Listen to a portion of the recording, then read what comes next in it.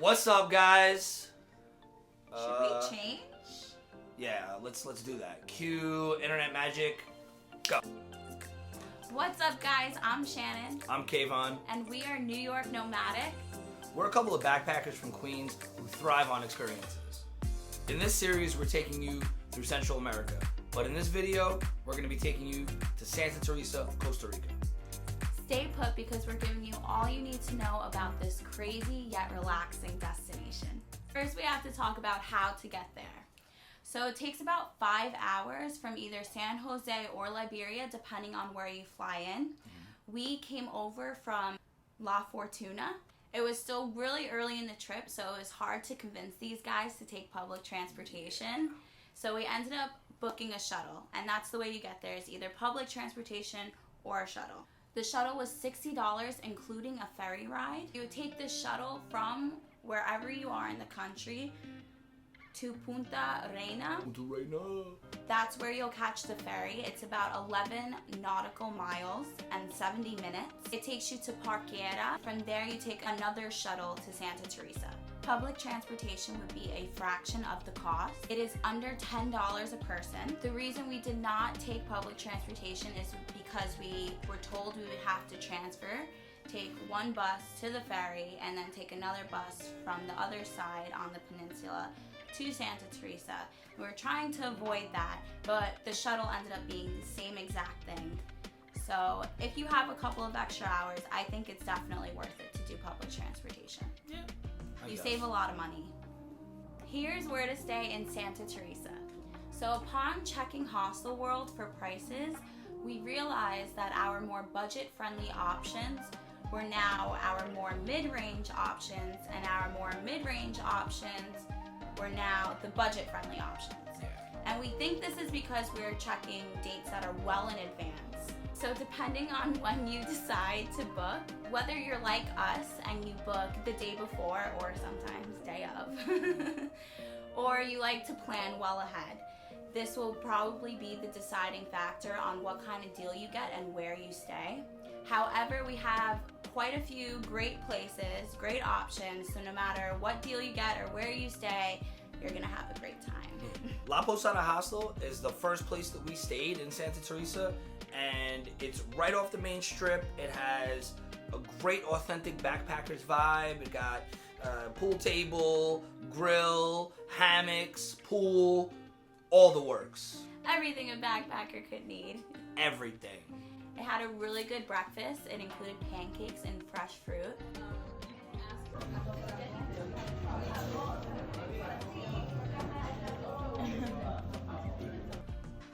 Delicious. The next place we stayed at was a little further down the strip. It was called Lost Boys. It was a little closer to Santa Teresa Beach, which is the main beach everyone goes to. It was more of a boutique hostel with lots of great options. They had private rooms, really adorable cabins, pretty dorms. They also included a great breakfast. It changed from day to day. They have a pool, a tree house. It was a really cool place to hang out. And the bar is just really pretty and a cool place to have some drinks at night. We celebrated our friend Sam's birthday there. Get it! Get it!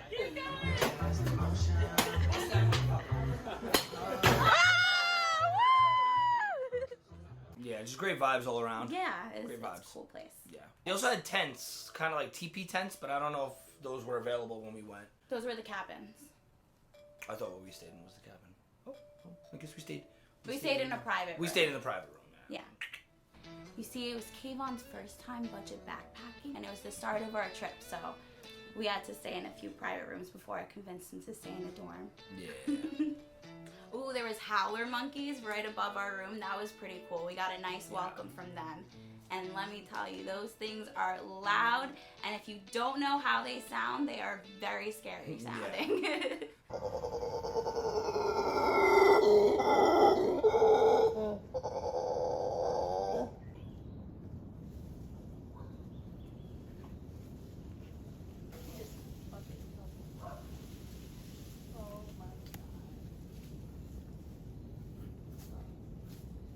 Such small animals that sound so big. It's so funny. We did not stay at Selena Hostel while we were here. However, they have Selena hostels all over Costa Rica, and in Santa Teresa they have 2, Selena North and Selena South. Selena's, you can never go wrong. They are, again, a boutique hostels with many different options of accommodation, budget ranges. They had a lot of parties going on. We didn't go to any, but that seemed to be like the party place. Santa Teresa is known for its nightlife. Now, Santa Teresa isn't short of hostels. Just go on Hostel World, find whatever best deal you can, whatever looks good to you. We said we recommend La Posada and Lost Boys because that's where we stayed. However, there's Somos, there's Slow Monkey Hostel we heard good things about. You can't go wrong. You'll find something great for yourself. Now, on to the fun stuff. Santa Teresa is known for its sunsets, its surfing, its yoga, and its chaos. Now, I say chaos because the roads are crazy. Straight up dirt roads. I do not recommend walking around barefoot.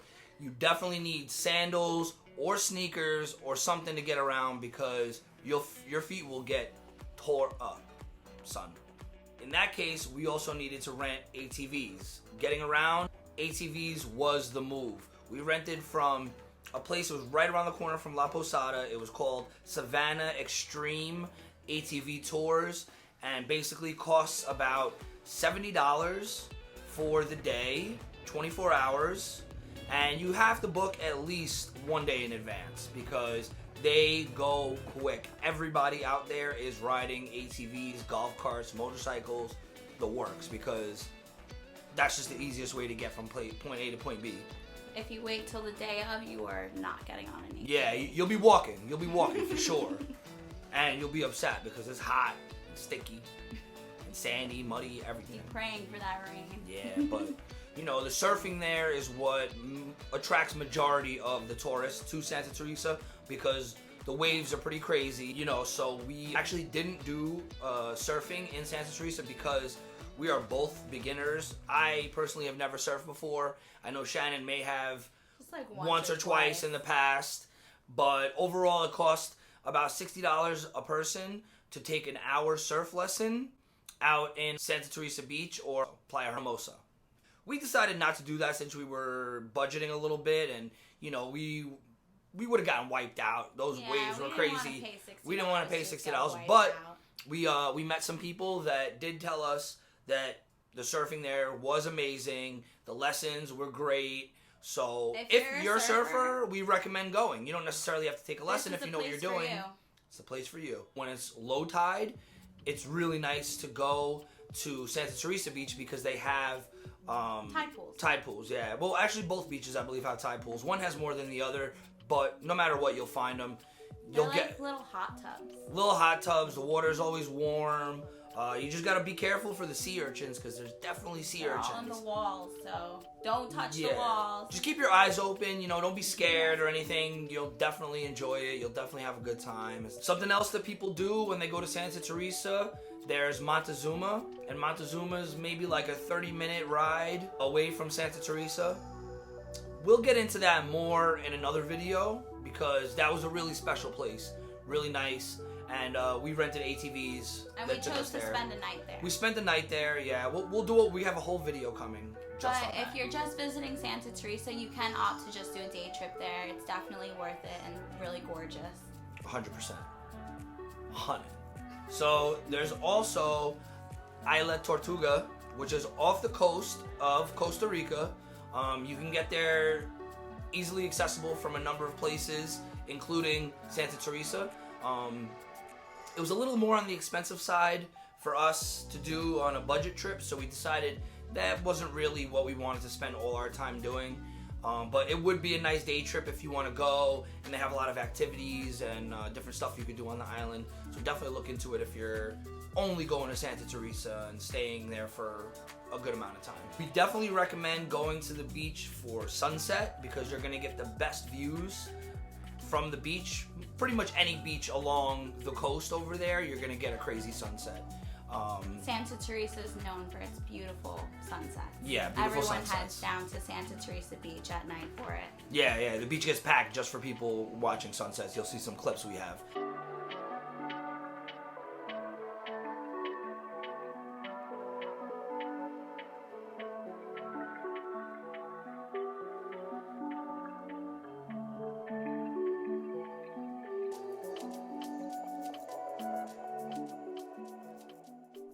Take 17.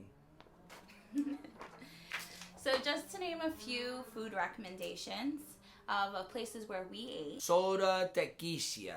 Soda tequila. At any soda place, we typically just got the Cosado. Casados all day, baby. It's delicious. Delicioso. El Patio is a nice cafe. So there's a place called Kika. I thought it was really good food.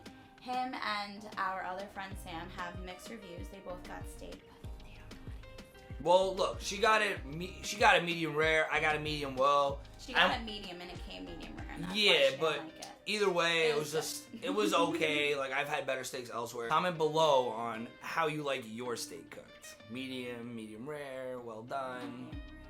Let's see who the wins. The better. Yeah. Let's see who wins this debate. I'm joking. I don't like it that bloody, I swear. She likes it fresh off the bone, like I'm barely even caveman style. But overall, the vibe was good. The drinks were good.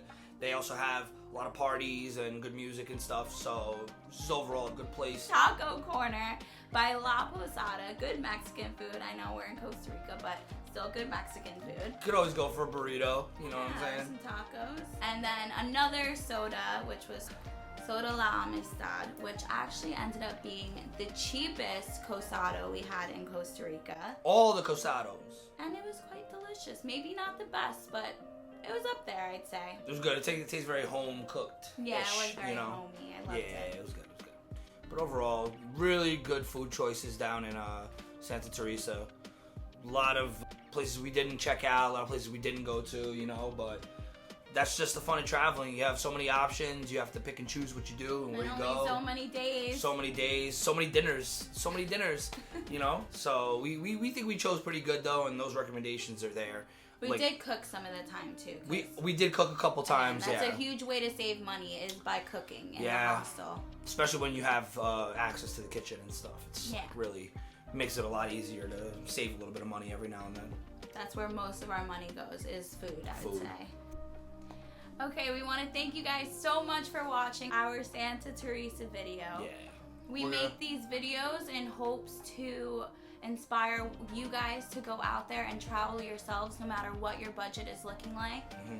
You know, I'm a first-time backpacker, and this was my first backpacking trip, and let me tell you, I'm so inspired to do more and see more, and the way we traveled is an incredible way to see everything and really be able to enjoy your time. Maybe. It took him so much to backpack with me. I've been denying her for years. But this could have tipped the scales a little bit, you know? It was good. It was a good time. Just want to thank everybody for watching. Stay tuned to our next video. We got Montezuma. Give us a like. Give us a thumbs up. You already know what it is. New York Nomadic. And subscribe so you can follow us along on all of our adventures. Of course. You know the vibes. New York vibes. All right.